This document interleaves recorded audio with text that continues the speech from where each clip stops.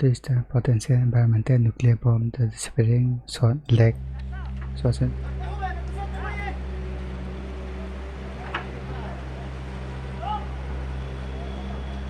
Salt Lake, Utah.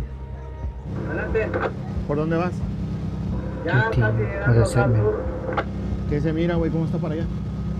El agua se mira tranquila, solo que no he visto nada todavía. Si puedes, si encuentras algo en ejemplo, güey, porfa. Sí, para allá voy.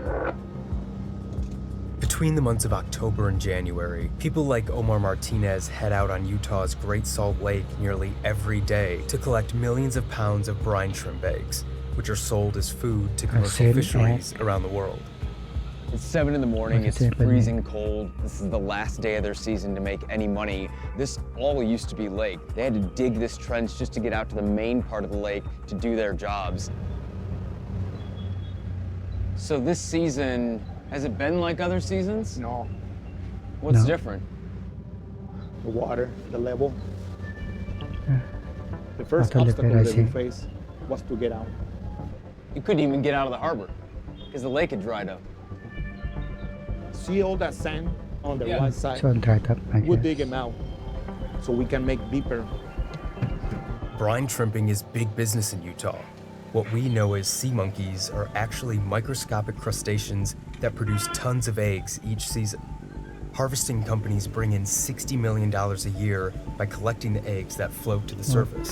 But the Western Hemisphere's largest, saltiest source of water is disappearing. Low water levels make it nearly impossible for anyone to get out on the lake, particularly shrimpers.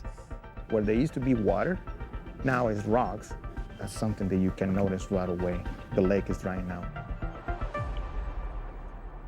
The lake provides so many things, not only salt, minerals for companies, provides a way of living for everyone here.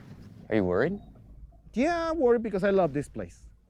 I love the lake, If this is gone, it's hard to get that picture for us because we sleep here, we live here, we ate here, we work here. This is home, not only for us, Animals, birds, they eat a lot from here. Satellite images show the lake drying up fast. It's lost about 750 square miles of surface area, or about 2.5 New York cities. That massive drop in water is creating a huge ecological problem for Utah.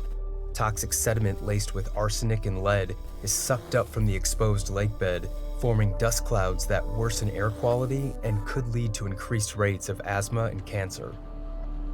A disappearing lake is also making it harder for companies to mine minerals Americans use every day, like table salt and magnesium, which is used to manufacture everything from car seats to power tools and laptops. And conservationists are already seeing a decline in the millions of migratory birds that stop here each year to feed before making their way south.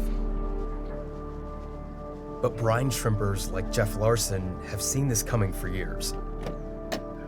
Jeff works as a spotter for the brine shrimp industry. For nearly 2 decades, he's been flying across the lake to find floating eggs for shrimpers to harvest. This year, the first flight out over the lake, it was shocking to me how much it had changed even from last year. I didn't know if we were going to be able to shrimp. Flight altimeter 3048 to altitude. When the lake level gets low, the salt content gets up enough that they don't produce cysts and eggs as much as they should. I look at how many houses and buildings have been built in my lifetime, and it's easy double what it was when I was a kid. And I think to myself, how can we have enough water for all of these people? As the lake shrinks, population is booming in Salt Lake City's metro area, increasing by over 70% in 4 decades. Most of the lake's water is used for irrigation by the agricultural industry. It's crazy. This entire area used to be underwater, and now there's nothing here. The Great Salt Lake used to be a flourishing ecosystem, but experts say that high water usage, years of drought, could cause this entire area to vanish within the next 5 years. Conservationists and scientists are sounding the alarm. they're asking state politicians and residents to take more extreme measures, like reducing water use by up to 50%. In half. Definitely we're on the brink of collapse as far as we know the lake and the ecosystem. Scott Baxter kayaks around the lake to measure its water levels. As a conservationist, he attributes the lake's low levels to farmers, whose water rights were cemented by law more than 150 years ago. At what point does your legal right allow you to do something that completely wipes out an ecosystem and creates incredible hardships for the human population?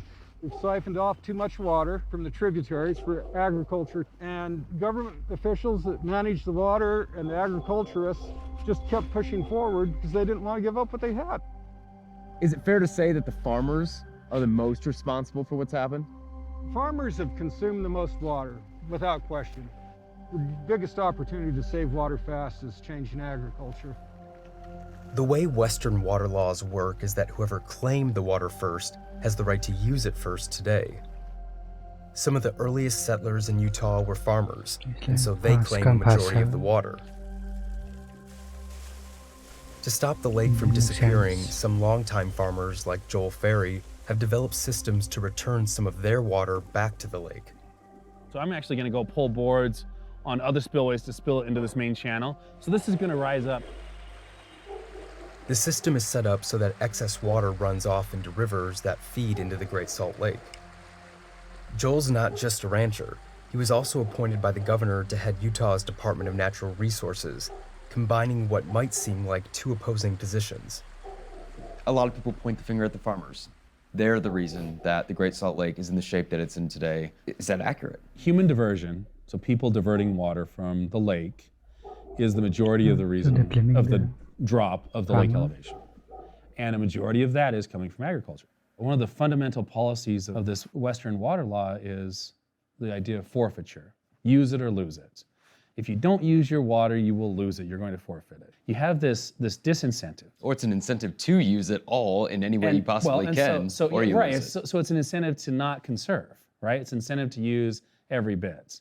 Scientists, conservationists, experts, they've all pointed to this 5-year destruction, disappearance of the lake. What's your perspective on that? To say it's going to dry up in 5 years, I think is alarmist and almost defeatist. You have described what's happening on the lake as an environmental nuclear bomb. Yeah. What did you mean by that?